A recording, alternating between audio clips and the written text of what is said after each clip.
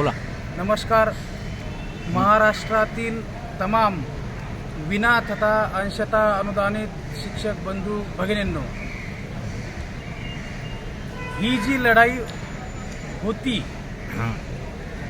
अनुदानाची आणि आहे, तर ती लढाई एक श्रेयवादाची नसून आत्मसन्मानाची, स्वतःच्या पगाराची व न्याय हक्काची होती. आणि म्हणून आता कोणत्याच प्रकारची शंका कुशंका न करता आपण सुज्ञ आहोत, आपण शिक्षक आहोत, पिढी घडवणारे आहोत. काही टेक्निकल बाबी शासनाच्या ह्या आपणा सर्वांना सुद्धा माहीत आहेत.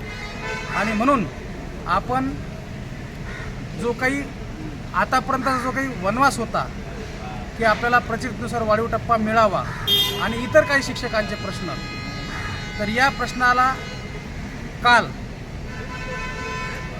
फुलस्टॉप लागलेला आहे. फक्त वेळ आहे काही दिवसांची. ती म्हणजे सध्या आचारसंहिता सुरू आहे आणि आचारसंहिता संपली की पुढील जे काही कॅबिनेट असेल तर त्या कॅबिनेटमध्ये प्रचलितनुसार वाढीव टप्पा, अनुदान व इतर सर्व शिक्षकांचे प्रश्न हे मिटणारच आहे आणि ही काळ्या दगडावरची रेष आहे. आणि म्हणून हा लढा यशस्वी करण्यासाठी आदरणीय सर्वांचे दैवत ज्ञानेश्वर म्हात्रे सर यांनी खूप मेहनत घेतलेली आहे. त्यांच्या मार्गदर्शनावर रंगारी सर, मी, रहाटे काका हे चाललेलो आहोत. आणि माझे सर्व सहकारी जे काही पदाधिकारी असतील ते सगळे. आणि म्हणून या लढा यशस्वी होण्यासाठी ज्यांनी योगदान दिलेले आहे, मग आमदार विक्रम काळेसाहेब असो, दराडे साहेब असो, की आणखी जे काही पदाधिकारी आणि काही राहिलेले आमदार असतील, तर या ज्यांनी या लढ्यामध्ये योगदान दिलेले आहे त्या सर्वांचे मनापासून आभार.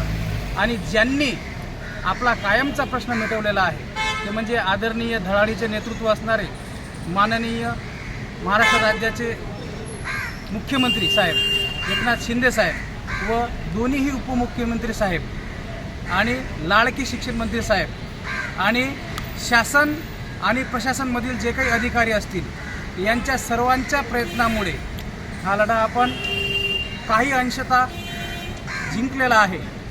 आणि काही दिवसातच आपल्याला योग्य तो न्याय मिळणार आहे. फक्त थोडी प्रतीक्षा बाळगा आणि संयम ठेवा. आणि म्हणून पुन्हा एकदा सर्वांचे मनापासून आभार मानतो. पुन्हा एकदा सांगतो की ही लढाई ना श्रेयवादाची, फक्त ही लढाई एक आत्मसन्मानाची, एक लढा व न्याय हक्कासाठी आणि स्वतःच्या पगारासाठी आहे, होती आणि राहणार.